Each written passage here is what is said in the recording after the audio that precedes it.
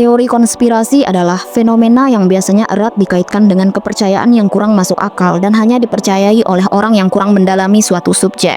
Namun, layaknya jam yang rusak yang tetap akan benar sehari minimal 2 kali, ada beberapa teori konspirasi yang di kemudian hari terbukti kebenarannya. Berikut adalah 3 contoh teori konspirasi yang terbukti kebenarannya. 1. MK Ultra. Pada pertengahan tahun 1900-an, beredar konspirasi kalau pemerintah CIA melakukan eksperimen pengendalian pikiran yang dilakukan melalui obat-obatan seperti LSD. Awalnya, pemerintah Amerika tidak mengakuinya dan banyak yang menganggap isu tersebut sebagai sebuah rumor yang tidak berdasar. Namun, pada tahun 1975, Kongres Amerika Serikat mulai membentuk komite untuk menyelidiki aktivitas CIA di dalam negeri. Komite yang disebut Church Committee ini menemukan fakta tentang MK Ultra.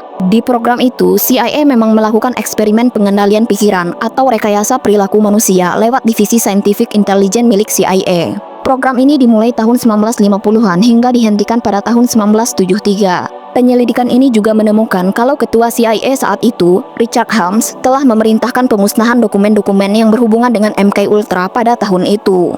Lewat Undang-Undang Kebebasan Informasi, CIA mulai melepaskan dokumen-dokumen yang tersisa ke publik hingga pada tahun 2001, MK Ultra sudah tidak dianggap sebagai proyek rahasia lagi.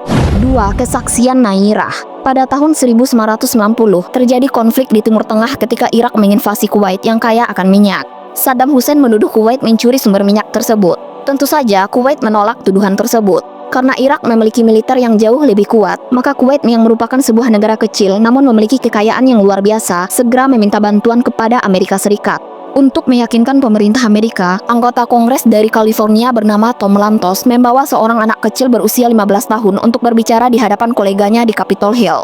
Tom Lantos merupakan ketua dari Perkumpulan Hak Asasi Manusia di Kongres. Pada tanggal 10 Oktober 1990, mata dunia tertuju kepada Nairah dan dengan seksama mendengarkan ia bercerita mengenai kekejaman pasukan Irak, termasuk ketika mereka membunuh 300 bayi di sebuah rumah sakit. Ketika perang berakhir, ada orang-orang yang tertarik dengan sosok Nairah. Mereka menemukan sebuah fakta yang cukup mengejutkan. Nairah ternyata anak dari Syekh Saud Nasir Al-Saud Al-Sabah, duta besar Kuwait untuk Amerika Serikat yang juga merupakan anggota keluarga kerajaan. Jadi, desas-desus dan berbagai tuduhan konspirasi mulai muncul. Belakangan diketahui kalau Tom Lantos bekerja sama dengan sebuah firma public relation, Hill & Knowlton, yang juga bekerja untuk organisasi Citizen for Free Kuwait. Nairah bahkan belajar akting dari lembaga tersebut dan kesaksiannya mengenai pembunuhan 300 bayi ternyata tidak terbukti. Konon, keluarga kerajaan Kuwait membayar lembaga itu senilai 11,9 juta dolar. Tujuannya satu, yaitu untuk meyakinkan pemerintah dan Kongres Amerika Serikat supaya mau mengambil tindakan militer terhadap Irak. 3. Operation Mockingbird. Setiap aspek kehidupan dipengaruhi oleh informasi yang kita terima. Namun, bagaimana jika arus informasi yang kita dapatkan dikendalikan oleh pemerintah? Mayoritas penganut teori konspirasi memiliki satu kecenderungan. Mereka tidak mempercayai media mainstream. Mereka berargumen kalau media-media utama telah disetir oleh pemerintah yang mencoba untuk mengatur arus informasi. Dalam banyak kasus, hal ini boleh dibilang benar. Pemerintah memiliki kepentingan dan punya kuasa untuk mengambil tindakan apa saja untuk melindungi keamanan nasional atau orang-orang tertentu. Pada masa berakhirnya Perang Dunia II, sekitar permulaan tahun 1948, seorang agen CIA bernama Frank Wisner diberi kepercayaan untuk mengurus salah satu cabang CIA yang bernama Office of Policy Coordination. Dalam implementasi wewenangnya, Wisner memulai Operation Mockingbird, yang tujuan utamanya adalah menginfiltrasi media-media utama di Amerika Serikat. Pada pertengahan tahun 1950-an, CIA sudah menjalin kerjasama dengan 400 jurnalis dari media-media utama di seluruh Amerika.